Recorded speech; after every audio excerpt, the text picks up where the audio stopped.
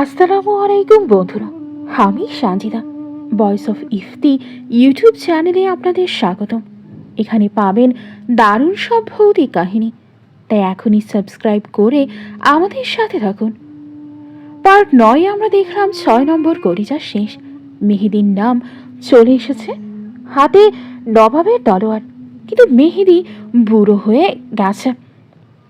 আজ 10 পার্ট, অমাবস্যার বাসর শেষ পার্ট।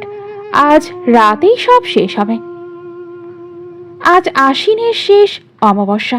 সন্ধ্যা নামতেই শিমুলতলি গ্রামে কবরের নিস্তব্ধতা। একটা কুকুরও ডাকতেছে না, পাখি ডাকতেছে না, শুধু শিমুল পুকুরের পানি টকবক করে ফুটতেছে, যেন নিচে আগুন জ্বলতেছে। মেহেদির বয়স এখন 45। 25 বছর বয়সে 2বার পুকুরে নেমে 2 বছর বুড়া হয়ে গেছে। চুল সাদা, কপালে ভাঁজ, হাতে কাঁপুনি, কিন্তু হাতে শক্ত করে ধরা নবাবের তলোয়ার। তলোয়ারের গায়ে লেখা লা ইলাহা ইল্লাল্লাহ। অর্পার অবস্থা সবচেয়ে খারাপ। সারাদিন অর্পাবতী হয়েছিল, এখন সন্ধ্যা হতেই আবার অর্পা। কিন্তু সে জানে আজ রাত 12টায় আল কারিন আসবে, ওকে নিয়ে যাবে। 190 বছরের বাসর হবে। দাদি কোরআন শরীফ বউকে নিয়ে কাঁদতাছে। ভাই তুই পালা, তোর নাম লেখা, তুই মরবি। মেহেদি হাসল। দাদি, আমি পালালে অর্পাকে কে বাঁচাবে? 7 নম্বর কলিজা আমি।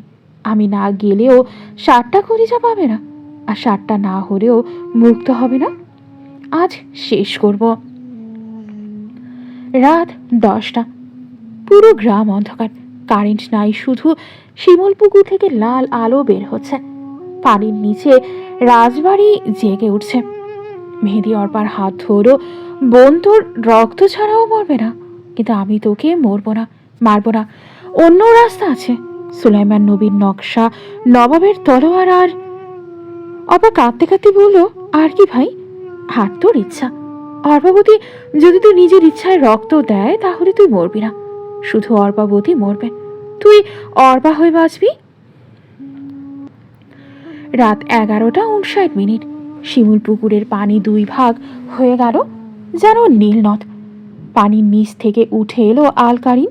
এখন সে 10 ফুট লম্বা, শিং 2টা আকাশ ছুঁয়েছে, গায়ে আগুনের পোষা, হাতে 6টা কলিজা।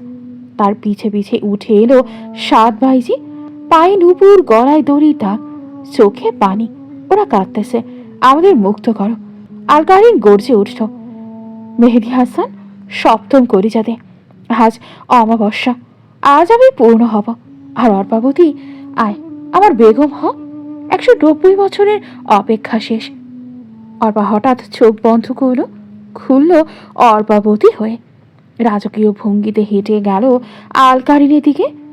মারিদ ইবনে ইফরিত। অর্পাবতী বলল, আমি এসেছি, কিন্তু শোন, আমি তোকে ভালোবাসি নাই, তুই আমাকে বশ করেছিলি, আজ আমি তোকে মুক্ত করব চিরতরে। আল কারিন থমকে গেল। মানে? অর্পাবতী নিজের হাত কাটল, নবাবের তলোয়ার দিয়ে রক্ত গড়িয়ে পড়ল মাটিতে। আমার রক্ত, অর্পাবতীর রক্ত, কিন্তু নিজের ইচ্ছায় দিলাম। প্রেমিকার অভিশপ্ত রক্ত না, বোনের পবিত্র রক্ত। মেহেদি সাথে সাথে সুলাইমান নবীর নকশা মাটিতে রাখল। নকশার উপর অর্পাবতীর রক্ত পড়তেই নকশা থেকে সবুজ আলো বের হয়, আকাশ ছুঁয়ে ফেলল। মেহেদি, মারি দিমনি ফিথ বলে 100 বার চিৎকার করল। তারপর নবাবের তলোয়ার দিয়ে আল কারিনের বুকে কোপ মারল। আল কারিন চিৎকার দিয়ে উঠল, না অর্পাবতী, তুই বিশ্বাসঘাতকতা করি। তোর শরীর থেকে কালো ধোঁয়া বের হতে লাগলো। 6টা কলিজা হাত থেকে পড়ে গেল। 7 বাইজি হাসতে হাসতে আলো হয়ে মিলিয়ে গেল। আমরা মুক্ত, সর্দানি, শুক্রিয়া। আল কারিন ছোট হতে হতে ছাই হয়ে গেল, বাতাসে মিলিয়ে গেল, শুধু রেখে গেল একটা পোড়া গন্ধ। শিমুল পুকুরের পানি শান্ত হয়ে গেল, কালো পানি এখন স্বচ্ছ। রাজবাড়ি আবার ডুবে গেল। অর্পাবতী মাটিতে পড়ে গেল, চোখ বন্ধ করো। 1 মিনিট পর চোখ খুলো অর্পা হয়ে। ভাই? অর্পা ফিস ফিস করল, আমি আছি বোন। মেহেদি কাঁদতে কাঁদতে বলল, তুই অর্পা? শুধু অর্পা। অর্পাবতী চলে গেছে। সকাল হলো, শিমুলতলার মানুষ পুকুর পাড়ে এলো। পুকুরের পানি এখন স্বচ্ছ। নিচে দেখা যায় ভাঙা রাজবাড়ি, আর রাজবাড়ির উঠানে পড়ে আছে নবাবের তলোয়ার। মেহেদির চুল আবার কালো হয়ে গেছে। বয়স ফিরে এসেছে 25-এ, কারণ অভিশাপ শেষ। দাদি বলল, শিমুল পুকুরের অভিশাপ 190 বছর পর শেষ হলো ভাই। কিন্তু পুকুরের মাঝখানে এখনো একটা ঘূর্ণি আছে। গ্রামের বুড়ারা বলে, অমাবস্যার রাতে এখনো নাকি পানির নিচ থেকে নুপুরের শব্দ আসে। অর্পাবতী তার 7 সখীকে নিয়ে মাঝে মাঝে নাচে, তবে এখন আর কাউকে ধরে না, কারণ আলকারিন মরে গেছে।